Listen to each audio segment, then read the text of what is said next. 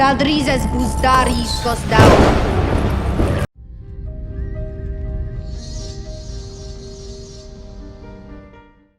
Okay, so I'm about to break down the House of the Dragon Episode 5 teaser. Now, if you're unaware, this will be the very last episode we will be seeing Emily Carey portraying Alicent, the younger version of course, and also Millie Alcock portraying younger version of Rhaenyra.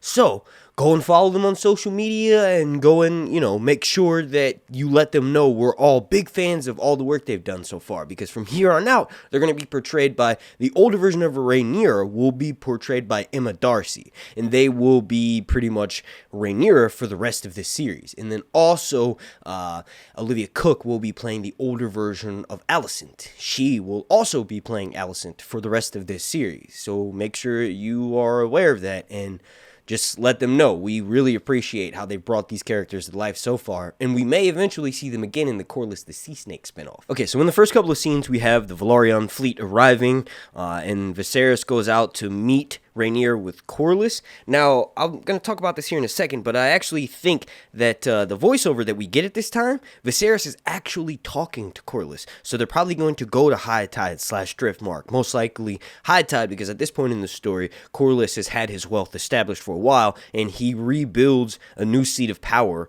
for House Velaryon, which is, sort of destroyed and ransacked by the end of this story, but it's known as High Tide. Driftmark is the older castle. It was prone to have a lot of flooding, and everything was ancient and moldy and outdated. So the Velaryons built High Tide, and it looks like the king is going to Corlys himself to propose this marriage. And obviously, the only reason why he's doing this is because Corlys and his wife Rhaenys have been shunned so many times. They've been skipped over and basically forgotten about. If you notice, that's why Corlys didn't show up with Daemon to pay his respects to the king. He kind of doesn't have to. He's got enough power and enough wealth to successfully evade the king without it being perceived as disrespect because, well, he's got so much power. But obviously we can see the king goes there. And then another thing that happens, and this is really exciting, this is potentially Mushroom. Big penis, big dick, big energy, big-headed Mushroom.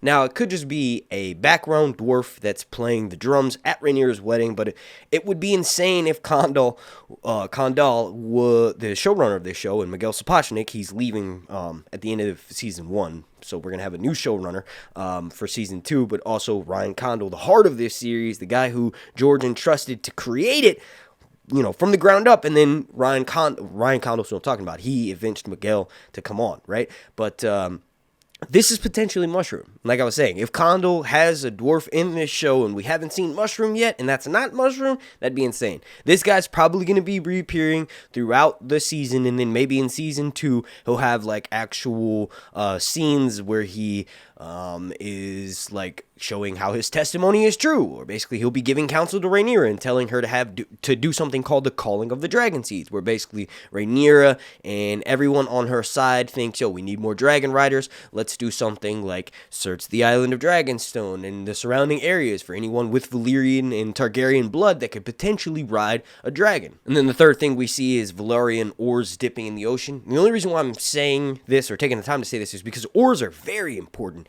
in the A Song of Ice and Fire books. There are ships that don't have them, and when the wind isn't blowing, they're stuck. And it's kind of an advantage if you can have sails and then also oars, because when the ocean winds aren't blowing, you can have, 60 men on either side pushing the boat along until eventually the winds kick back up. So I thought that was pretty cool that obviously the Velaryons would have something like that. And then another thing we see is the voiceover that I just mentioned is, I want to propose a marriage of my daughter.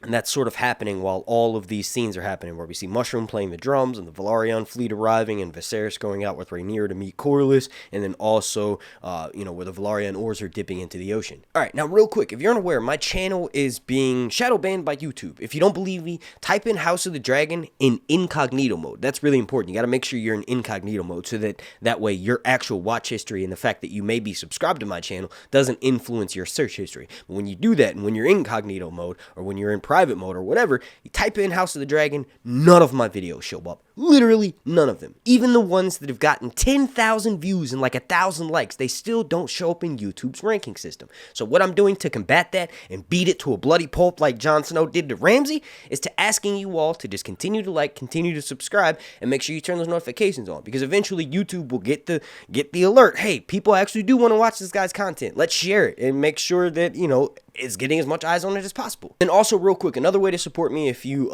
sort of are against YouTube and them like delisting and shadow banning my channel, you could also consider joining my Patreon, where you can give as little as $1 a month, and eventually starting next week, over there is where I'm going to start putting all of the audio of my videos up first, and it could be like a day or a week before the video even comes out. So that's an incentive to kind of join over there. Thank you for watching. And then the next couple of scenes that happens in this 1-minute teaser, but this video is probably going to be 15 minutes, is Rhaenyra and King Vizzy rising for the entrance of the Velaryons. Now this scene I cannot wait to see. We've actually seen it in the very first teaser. When we saw these golden clad individuals, we were like, hey, they're probably the richest house in the land and want everybody to know it. And that's exactly what's going to happen in this scene. All hail House Velaryon, the richest house in the land. Even though they've been skipped over twice, now the king is coming a-begging. That didn't rhyme, but yeah. And then we get a shot of Meleys and sea smoke flying over the Velaryon fleet. And if you're unaware, Queen Rhaenys, Corlys's wife, is riding Meleys, the Red Queen, the Scarlet Queen, right? There's 2 red dragons on the show, obviously. Caraxes is another one, but Meleys looks quite different. Meleys looks more regal, and we see these bronze highlights on her wings. And then also we see Sea Smoke, again, my dragon, who I named because of 420, and that's actually the like goal for this video, so please slap a like on it. Hopefully we can reach that like goal of 420. Sea Smoke is basically like a white version of Drogon. There's an image of Drogon pre-post that's been going around. I'll try and find it if I can't, but just imagine Drogon with no color, right?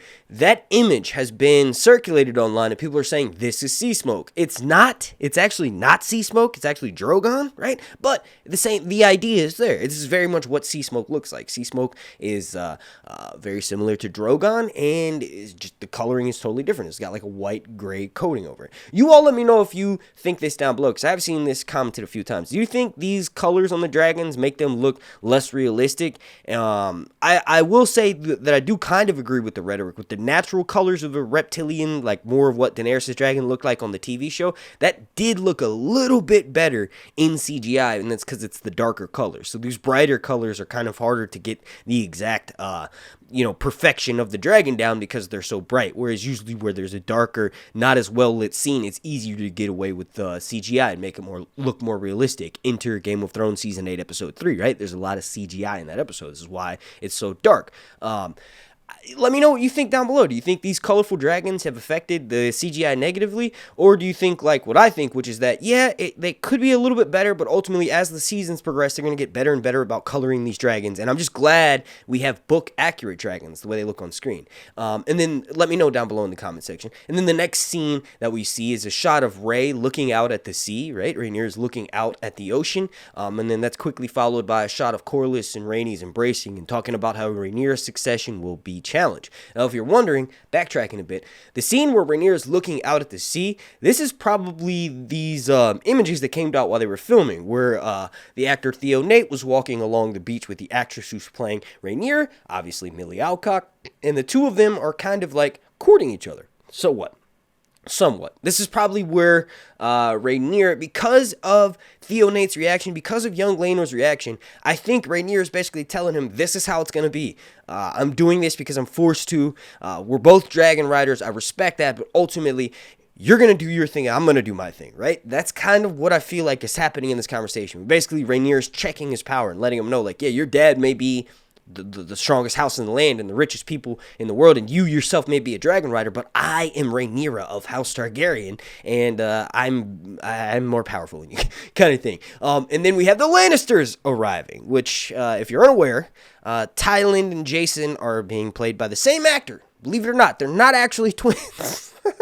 Just kidding. But shout out to Brett Lannister. I can't wait to see what this guy's first lines are going to be. And then we have a shot of Kristen kneeling in front of Alicent. And this is where he probably confesses his sins about what happened with Rhaenyra. Rhaenyra is going to scorn him, most likely. And this is probably also why later on in the trailer, he's getting out his aggression on someone who could potentially be Joffrey Lonmouth. And it's switched around. Like Kristen Cole gravely injures Joffrey Lonmouth at a tourney. And then Joffrey Lonmouth eventually dies. And Corlys' son Laenor is lovers of Joffrey Lonmouth. This is why Laenor wants to name one of his children Joffrey. Eventually, he does name one of his kids Joffrey, right?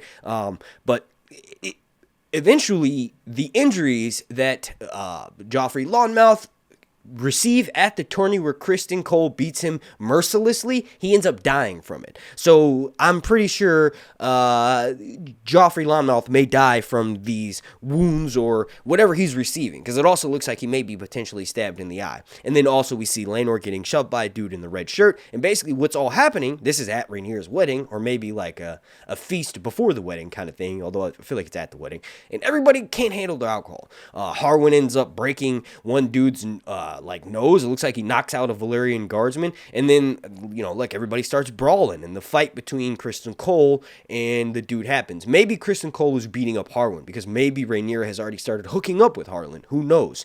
We have a shot of Alicent looking worried after all of that chaos is happening. Then we get the king traveling to High Tide to propose the marriage of his daughter to Corlys' son Laenor, and that's the voice-over that we hear at the beginning of this clip where he's saying, "I propose a marriage." And then we have this voiceover by Sir Otto saying the king will die. And then we get Daemon showing up to kill his wife. Like, literally, Daemon is doing his work himself. He's making it so that he can go and marry Laena, Corlys' daughter, right? So House Velaryon's having big come up in these next couple of episodes. But honestly, would you want your daughter marrying someone who killed his previous wife by literally just like jumping out and like scaring the shit out of her horse? It looks like her horse bucks back and she completely breaks her back. That's what happens in the books. We just don't know how. She's thrown from her horse and then she mysteriously dies. Apparently, Daemon, after going back to the Vale, is going to kill Emma Arryn. If you're unaware, I'm sorry, Emma Arryn's already dead.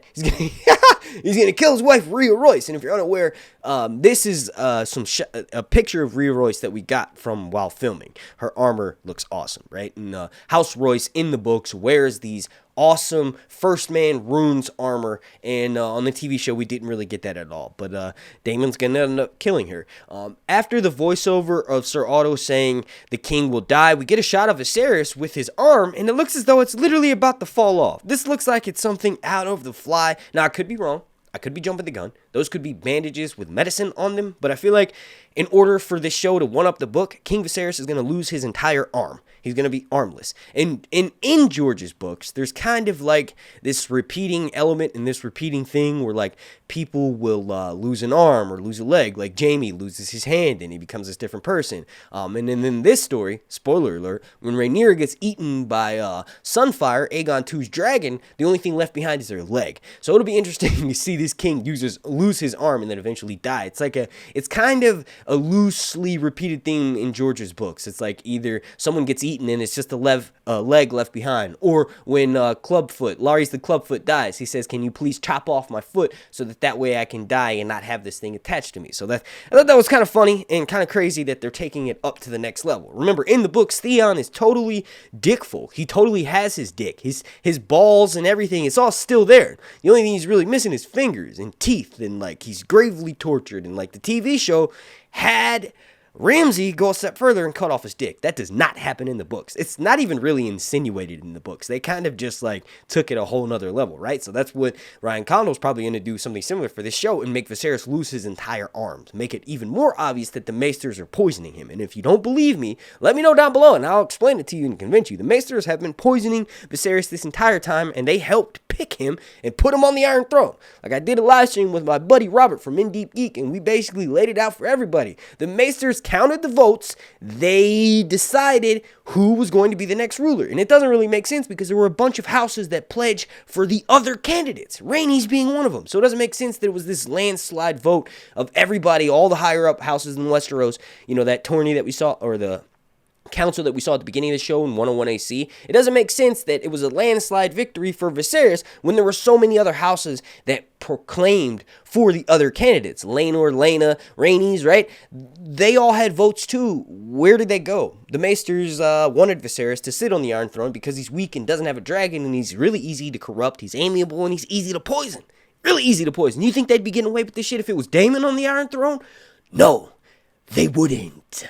We have Rhaenyra, the last couple of shots in this teaser, we have Rhaenyra ducking from a fight at her wedding. We have Alicent looking out over the balcony at her father leaving. And then the last shot of the trailer is Alicent being embraced by Sir Otto as he leaves. And she's told, prepare Aegon for rule. And it's a follow-up from what he said before. The king will die. Make sure Otto tells his daughter to make sure Aegon is ready to rule. And then he leaves King's Landing, and we get this shot of turmoil on Alicent's face. And we all know what's going to happen in the next episode. She's going to start corrupting or basically do what's been done to her. And remember, this is the last episode for Emily Carey and Millie Alcock playing the younger version of Alicent, Emily Carey, and then the younger version of Rhaenyra is played by Millie Alcock. So make sure you go on social media and let them know how much we appreciate their performance. At least that's what I do. I try to do that all the time. But thank you so much for watching. Please slap a like on this video. Like goal is going to be 420. And then also special shout out to every single member of my Patreon family over on patreon.com/SirHuntReviews. That is just yet another way for me to beat YouTube's algorithm into a bloody pulp. But if you can't join that and all you can do is watch, thank you for doing that. Thank you for subscribing, and thank you for slapping a like. My name's Mark, and this has been Sir Hunt's Reviews.